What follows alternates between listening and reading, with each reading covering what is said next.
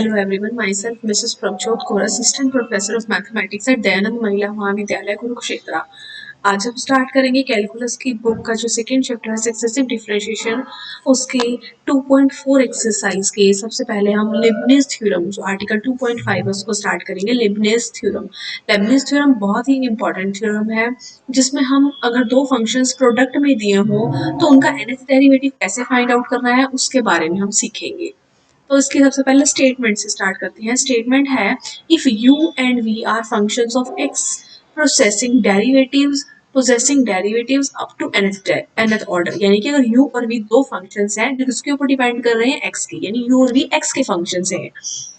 अगर इनके nth derivative exist करते हैं देन प्रोडक्ट में अगर u और v दे रखे हो तो उसका nth डेरिवेटिव जो होगा वो किसके इक्वल होगा। सबसे पहले इसमें हम प्रोडक्ट रूल की तरह ही काम करेंगे। जो फर्स्ट फंक्शन है यानी u, उसका nth डेरिवेटिव v को एज दिस। अब u के डेरिवेटिव्स कम होते जाएंगे और v के डेरिवेटिव्स इंक्रीज होते जाएंगे, यानी कि नेक्स्ट टर्म में जो होगा वो u का n-1th डेरिवेटिव होगा, v का फर्स्ट डेरिवेटिव होगा। नेक्स्ट में u का n-2th डेरिवेटिव और v का सेकेंड डेरिवेटिव।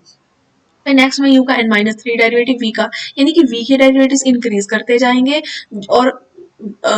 u के डेरिवेटिव्स कम होते जाएंगे और साथ में ये टर्म्स आएंगे nc1 फर्स्ट में नहीं आएगा, फर्स्ट में यानी nc0 है that is equal to 1 and next term में आएगा nc1, नेक्स्ट में nc2, नेक्स्ट में nc3 अप टू लास्ट में जो आएगा ncn। स्टूडेंट्स इस तरह से भी याद रख सकते हैं कि पहले वाले में u एंड v है, नेक्स्ट में जब nc1 आया है u के स्क्रिप्ट में u के पैरों में जो लिखना है वो n और 1, जो nc1 है इनका डिफरेंस कर दे यानी n-1 और v के स्क्रिप्ट में सिर्फ ये 1 लिखे, nc1 का 1 जो है वो v के पैरों में लिख सकते हैं।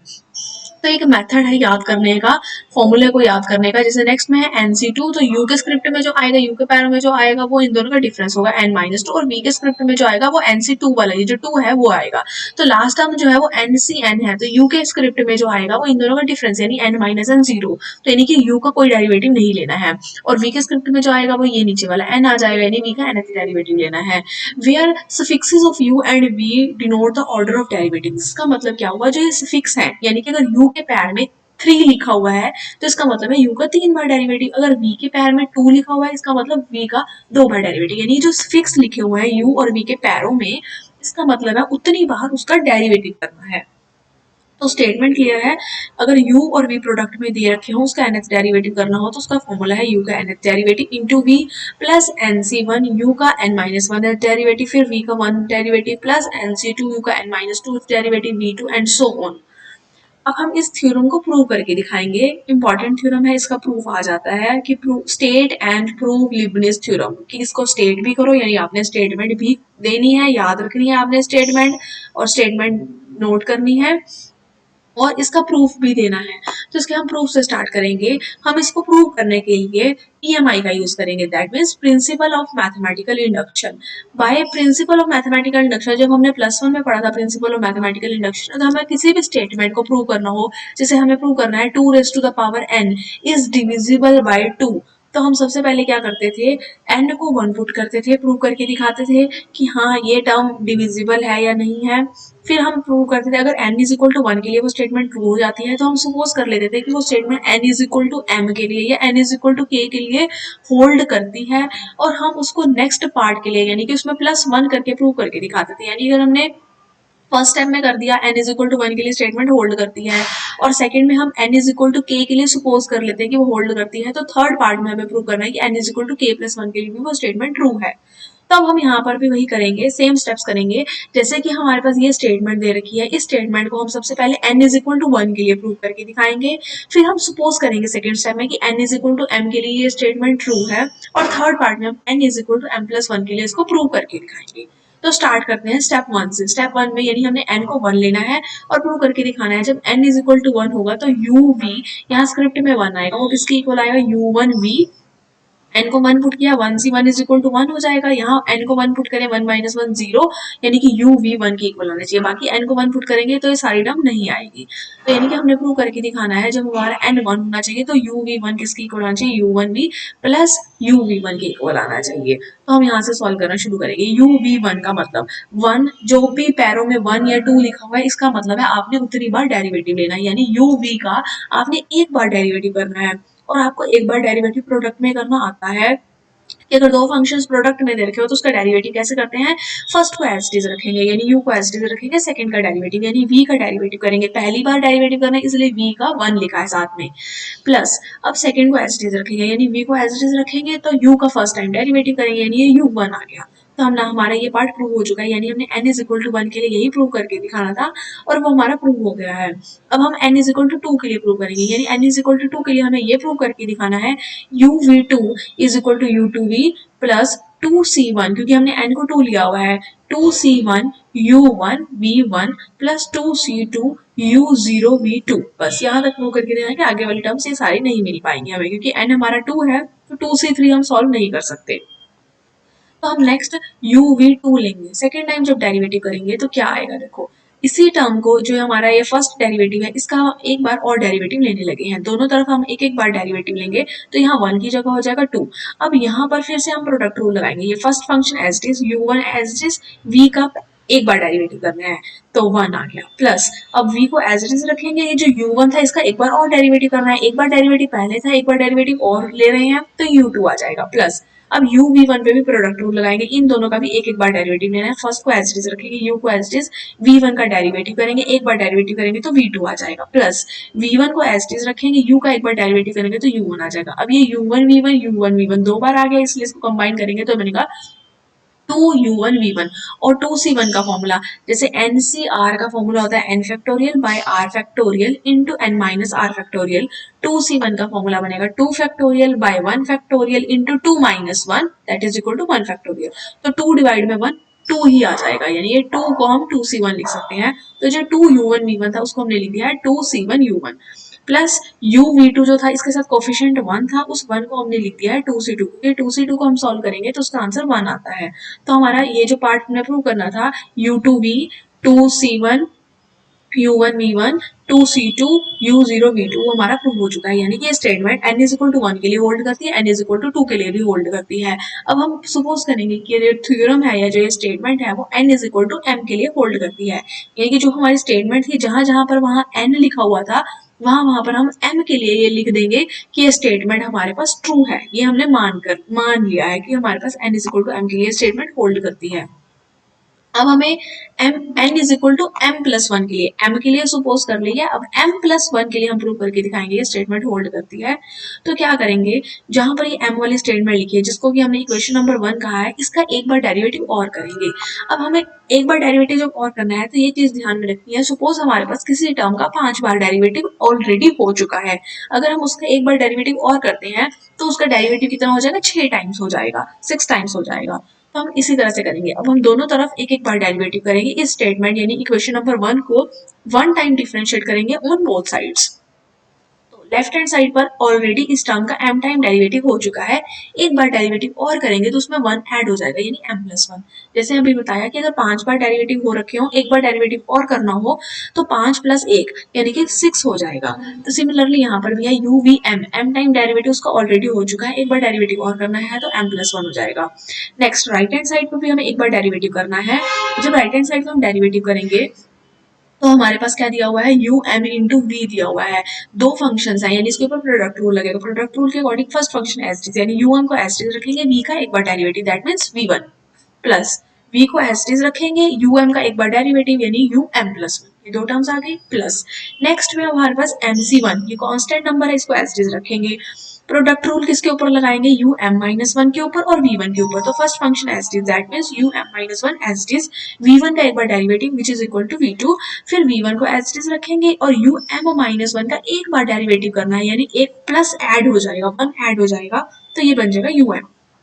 प्लस अब mc2 को भी एज इट इज रखेंगे ऐसे um माइनस 2 और v2 के ऊपर प्रोडक्ट रूल लगाएंगे, first function as it is रखेंगे um माइनस 2 को और v2 का एक बार डेरिवेटिव यानी 1 ऐड हो जाएगा v3 प्लस v2 को एज इट इज रखेंगे um माइनस 2 है उसमें 1 ऐड कर देंगे, एक डेरिवेटिव ऐड कर देंगे तो um माइनस 1, इसी तरह से हम चलते जाएंगे जो हमारे पास एंड सो ऑन जो टर्म्स आ रही हैं लास्ट तक उनका डेरिवेटिव करना है। जैसे mcm था तो लास्ट में u को एज इट इज रखेंगे, vm का एक बार डेरिवेटिव ऐड कर देंगे यानी m प्लस 1 आ जाएगा और vm को एज इट इज रखेंगे, u का एक बार डेरिवेटिव करेंगे तो u1 आ जाएगा। नेक्स्ट हमने क्या करना है, अब हमने वो टर्म्स कंबाइन करनी है। अब हम देखेंगे सेम सेम टर्म्स कहाँ कहाँ से मिल रही हैं। जैसे फर्स्ट टर्म को हम एज इट इज रखेंगे, that means u m plus one into v को एज इट इज रखेंगे। अब यू एम वी वन हमें यहाँ से भी मिल रहा है, यू एम वी वन यहाँ से भी मिल रहा है। यहाँ से जो इसका कॉफिशिएंट है यू एम वी वन का वो है वन, और यहाँ से यू एम वी वन का जो कॉफिशिएंट आ रहा है वो आ रहा है एम सी वन। तो नेक्स्ट टाइम में हमने यू एम वी वन के कॉफिशिएंट्स कलेक्ट किए हैं, वो आया है वन प्लस एम सी वन। नेक्स्ट टाइम में हम कॉफिशिएंट कलेक्ट करेंगे u m minus one v two के। U m minus one v two का यहाँ पर कॉफिशिएंट आ रहा है एम सी one, u m minus one v two का कॉफिशिएंट आ रहा है एम सी टू। तो नेक्स्ट हमने कलेक्ट किए हैं कॉफिशिएंट्स। इसी तरह से हम बाकी टर्म्स के भी कॉफिशिएंट्स कलेक्ट कर लेंगे। अब हम वन को जो लिखेंगे, वन को हम लिख सकते हैं यहाँ पर नेक्स्ट टाइम जो इन्होंने ब्रैकेट में किया हुआ, यहाँ पर किया हुआ वन प्लस एम सी वन, ये टर्म यहाँ लिखी है कि हम इसको कैसे लिखेंगे। अब आगे वन को हम लिख देंगे एम सी जीरो,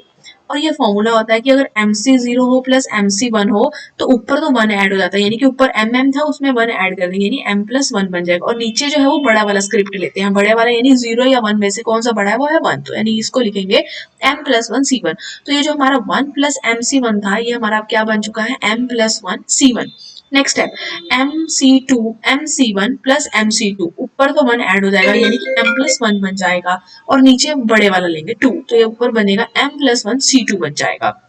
इसी तरह से हम आगे वाली सारी टर्म्स लिख देंगे। और ये एम सी एम जो है वो भी वन के इक्वल होता है, m plus one C m plus one, यानी ऊपर भी स्क्रिप्ट और नीचे भी स्क्रिप्ट अगर सेम हो तो उसका आंसर वन होता है। टू सी टू का answer one, three C three का answer one, four C four का आंसर वन होता है। तो यानी हम एम सी एम को भी आंसर वन लिखते हैं, m plus one C m plus one का आंसर भी वन लिखते हैं। तो हमने ये एम सी एम को लिख दिया है m plus one C m plus one. अब अगर हम देखें कि हाँ हमने ये स्टेटमेंट जो थी हमें प्रूव करके दिखानी थी, ये statement n is equal to m के लिए हमने सपोज की थी, और n is equal to m plus one के लिए हमें प्रूव करके दिखानी थी। तो अगर हम देखें अगर n को हम m प्लस वन पुट करें तो हमारी ये स्टेटमेंट प्रूव हो चुकी है। हमने यहाँ से स्टार्ट किया था u v m plus one, और ये सॉल्व करते करते जो हमारे पास जिस टर्म की ये इक्वल आया है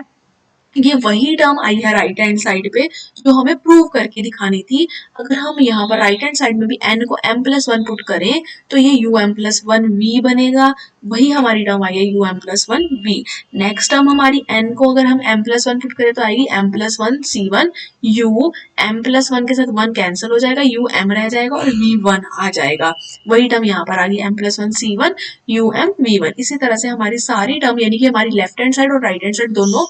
इक्वल आ गई हैं। अगर हम n को m प्लस वन पुट करते हैं, अगर n को यहाँ पर m प्लस वन पुट करते हैं तो हमें जो प्रूव करके दिखाना था वो हमारा पार्ट प्रूव हो चुका है। तो यानी कि ये स्टेटमेंट हमने n is equal to m के लिए सपोज की थी और n is equal to m plus one के लिए हमने प्रूव करके दिखा दी है। यानी कि ये स्टेटमेंट जो है by principle of mathematical induction से for all positive integral values of n के लिए, यानी कि n की सारी पॉजिटिव वैल्यूज के लिए ये स्टेटमेंट होल्ड करती है। तो ये हमारे लेबनिज थ्योरम का प्रूफ कंप्लीट हो जाता है। अब हम लेबनिज थ्योरम के बेस पर कुछ एग्जांपल्स करेंगे। जैसे कि एग्जांपल नंबर वन है, हमें ये याद रखना है कि लेबनिज थ्योरम जो है वो प्रोडक्ट के ऊपर लगती है। दो फंक्शंस अगर प्रोडक्ट में दिए हुए हो उसका हमें चाहे nth डेरिवेटिव निकालना हो, फिफ्थ डेरिवेटिव निकालना हो, सिक्स्थ डेरिवेटिव, कितने टाइम्स में हमें डेरिवेटिव निकालना हो तो हम लेबनिज थ्योरम का यूज करेंगे। सबसे पहले है find the nth derivative of x raise to the power 3 into e raise to the power ax। अब हमें इसमें से एक फंक्शन, क्योंकि प्रोडक्ट में दो फंक्शन दिए हुए हैं, यानी एक हमारा फंक्शन होगा u और एक हमारा फंक्शन होगा v, और हमें ये स्टूडेंट्स को ये ध्यान में रखना है कि v हम उस फंक्शन को लेते हैं जिसके हमें लगे कि डेरिवेटिव खत्म हो जाएगा। यानी जैसे x क्यूब है, इसका पहला डेरिवेटिव मिलेगा 3x स्क्वायर, अगला डेरिवेटिव मिलेगा 6x, अगला डेरिवेटिव मिलेगा 6, उसके बाद इसका डेरिवेटिव 6 के बाद अगला डेरिवेटिव जब लेंगे वो 0 हो जाएगा। यानी हमें पता लग रहा है x क्यूब एक ऐसा फंक्शन है जिसके डेरिवेटिव हमें खत्म होते हुए नजर आ रहे हैं, इसलिए हम उस फंक्शन को v लेंगे। तो हमारा यानी u जो होगा वो क्या होगा, e raise to the power ax, v क्या होगा x क्यूब। अब u का हमें, क्योंकि हमें जब लेबनिज थ्योरम लगानी है, लेबनिज थ्योरम यही कहती है कि अब अगर हमें यहाँ y n लिखा हुआ है जैसे, तो अगर हम यहाँ पर y इस पूरे फंक्शन को लिया हुआ है, y यानी u इंटू v को लिखा हुआ है, तो हम अभी थ्योरम की थी ना, हमने प्रूव की थी u v n, यानी अगर u v का nth डेरिवेटिव लेना हो तो उसका फॉर्मूला था u का nth derivative into v plus nc1 u का n minus one derivative into v1 plus nc2 u का n minus two derivative into v2 plus and so on. तो उसके अकॉर्डिंग हमें u का nth डेरिवेटिव चाहिए, यानी e raise to the power ax का nth derivative चाहिए। जब हम u का फर्स्ट डेरिवेटिव लेंगे e raise to the power ax into a हो जाएगा, सेकेंड डेरिवेटिव लेंगे एक और a आगे आ जाएगा, a स्क्वायर हो जाएगा, यानी कि अगर हम जितने 3 टाइम डेरिवेटिव लेते हैं तो उसका आता है e raise to power ax into a cube, तो nth डेरिवेटिव लेंगे e raise to power ax into a n आ जाएगा। अगर हमें n माइनस वन डेरिवेटिव लेना हो तो n की जगह n माइनस वन कर देंगे, n माइनस टू डेरिवेटिव लेना हो तो इसी तरह से करेंगे। अब v हमारे पास एक्स क्यूब है, v का first derivative 3x square, second 6x, third 6, next सारे डेरिवेटिव 0 हो जाएंगे। तो हमारे पास जो लीबनिज़ थ्योरम है उसमें हमने ये सारी वैल्यूज रखनी है। राइट हैंड साइड पे हमारे पास है यू एन, यानी कि यू का एन एस डेरिवेटिव वो वैल्यू रखेंगे इंटू वी, वी हमारा एक्स क्यूब था, plus n C one as it is, u का n minus one s derivative वो बनता है a raise to the power n minus one into e raise to the power x into v का first derivative 3x square. ऐसी term चलेंगी, v का second derivative वाली term भी आएगी, v का थर्ड डेरिवेटिव तक की टर्म आएगी। आगे क्योंकि सारी डेरिवेटिव 0 हो जाते हैं तो हमारे पास आगे की कोई भी टर्म नहीं मिलेगी, सिर्फ हमें टर्म जो है वो थर्ड डेरिवेटिव तक ही लिखनी है, बाकी सारी टर्म 0 हो जाएंगी। सारी टर्म्स में से हमने e raise to the power x common निकाल दिया है, बाकी जो टर्म है उनको हमने ब्रैकेट में लिख दिया। तो इस फंक्शन का e raise to the power x into x cube का हमारा nth डेरिवेटिव आ गया है। सिमिलरली नेक्स्ट एग्जाम्पल है, if y is equal to x square into sine x, prove that कि y का जो nth डेरिवेटिव होगा वो इसके इक्वल होगा। अगर हम ध्यान से देखें y में भी हमारे पास दो फंक्शंस हैं, यानी कि प्रोडक्ट रूल लग सकता है, और हमें पता है कि इसमें से u और v में से हमें v किसको लेना है जिसका हमें डेरिवेटिव खत्म होता हुआ नजर आएगा, यानी कि v हम किसको लेंगे, एक्स स्क्वायर को लेंगे, और u किसको लेंगे, साइन एक्स को लेंगे। अब हमने एक आर्टिकल किया था स्टार्टिंग में, साइन ए एक्स प्लस बी का nth डेरिवेटिव अगर निकालना हो तो उसका फॉर्मूला हमने किया था। तो हमें साइन ए एक्स प्लस बी की जगह अब हमें क्या चाहिए, साइन एक्स चाहिए। तो हम सबसे पहले उस स्टेटमेंट में साइन ए एक्स प्लस बी वाले स्टेटमेंट में ए को 1 पुट करेंगे और बी को हम पुट करेंगे 0 पुट करेंगे, और वहां से हम इसका फॉर्मूला को डिराइव करेंगे।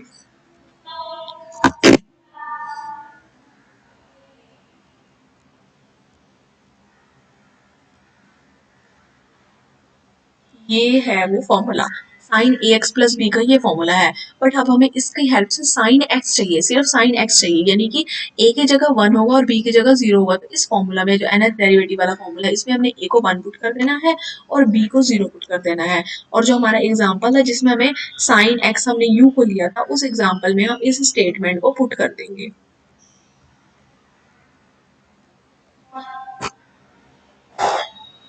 ये रहा हमारा साइन एक्स, यानी ए को 1 पुट किया उस फॉर्मूला में और बी को हमने 0 पुट किया और एन डेरिवेटिव हमने लिख दिया है। फिर n माइनस वन डेरिवेटिव चाहिए तो n की जगह n माइनस वन रिप्लेस कर देंगे, n माइनस टू डेरिवेटिव चाहिए तो n को n माइनस टू से रिप्लेस कर देंगे। अब v हमने क्या लिया था, एक्स स्क्वायर, उसका फर्स्ट डेरिवेटिव मिल जाएगा 2x, सेकेंड डेरिवेटिव मिल जाएगा 2, आगे सारे थर्ड डेरिवेटिव से लेकर आगे सारे डेरिवेटिव 0 हो जाएंगे। अब हमारे पास अब हम लीबनिज़ थ्योरम लगाएंगे। यहाँ हम y n इसलिए लिख रहे हैं बिकॉज हमने हमारा जो y था वो किसके इक्वल है, u इंटू वी के इक्वल है। तो वहां पर हमने जैसे लीबनिज़ थ्योरम में लेफ्ट हैंड साइड पे लिखा था u v ब्रैकेट में और पैरों में n लिखा हुआ था। अब u v प्रोडक्ट जो है वो किसके इक्वल है, y के, तो ये y का n डेरिवेटिव जो है वो किसके इक्वल है, u n v प्लस n C one u n minus one b one plus n C two u n minus two b two and so on. ये हमारे लीबनिज़ थ्योरम है। बस अब इस स्टेटमेंट में हमने जो जो डेरिवेटिव्स निकाले हैं वो यहाँ पर सब्स्टिट्यूट करते जाएंगे। एन सी वन को यूज कर लेंगे, n C one is equal to n होता है, एन सी टू का फॉर्मूला बनता है n into n minus one by two factorial and so on. ये सारी टर्म्स हमने यहाँ पर पुट कर देनी है और ये हमारा प्रूफ कंप्लीट हो जाएगा। जैसे इसमें अब यहाँ पर हमने ये दिखा हुआ है sine x plus n pi by two minus pi by two, यानी कि एक तरह से इसको अगर हम लें sine theta minus pi by two, पहले तो माइनस को हम बाहर निकालते हैं क्योंकि साइन में से अगर हम माइनस बाहर निकालेंगे तो क्या बन जाएगा, sine pi by two minus, मान लीजिए हमारा पूरा का पूरा थीटा था यानी x plus n pi by two को, तो इसको है साइन थीटा माइनस 90 था, हम चाहते हैं साइन 90 माइनस थीटा, तो माइनस को हम बाहर निकाल देंगे। माइनस जब इन दोनों में से कॉमन लेंगे, हमने इन दोनों टर्म्स में से कॉमन जब लेना है तो यानी साइन माइनस बीच में आएगा, तो माइनस हमें पता है साइन ऑफ माइनस थीटा अगर हो तो माइनस बाहर आ जाता है, साइन थीटा बन जाता है, तो माइनस बाहर आ जाएगा, ये रहा वो साइन माइनस वाला। और साइन अब ये बन गया 90 माइनस ये टर्म हमारी थीटा है, तो sine 90 minus theta cos theta होता है, तो कॉस थीटा हमारा क्या था, x plus n pi by two. Similarly यहाँ पर भी हमने यही किया है, साइन मान लिया ये हमारा थीटा है x plus n pi by two, minus pi है, पहले तो माइनस को हम बाहर निकालेंगे, दोनों टर्म्स में से माइनस कॉमन लेना है, तो बन जाएगा साइन पाई माइनस थीटा। अब माइनस जो बाहर निकला है वो यहाँ पर आ जाएगा, ये बन जाएगा बाहर माइनस। अब साइन 180, ये पाई है ना, साइन 180 माइनस थीटा जो होता है सेकंड क्वाड्रेंट में साइन पॉजिटिव होता है इसलिए साइन थीटा ही बनता है, तो ये बन गया sine x plus n pi by two. बाकी जो टर्म 2 से 2 कैंसिल हो रही है वो सारी टर्म्स हमने देख ली, जो टर्म एक जैसे लग रही है जैसे साइन वाली ये टर्म दोनों फर्स्ट टर्म और थर्ड टर्म सेम है तो वो दोनों टर्म्स कॉमन ले ली और जो उनके कोफिशिएंट्स है वो अगर हमने नोट कर लिए हैं। इसी तरह से हमारे नेक्स्ट एग्जाम्पल भी है थर्ड फोर्थ एग्जाम्पल्स भी हैं वो हम नेक्स्ट वीडियो में करेंगे।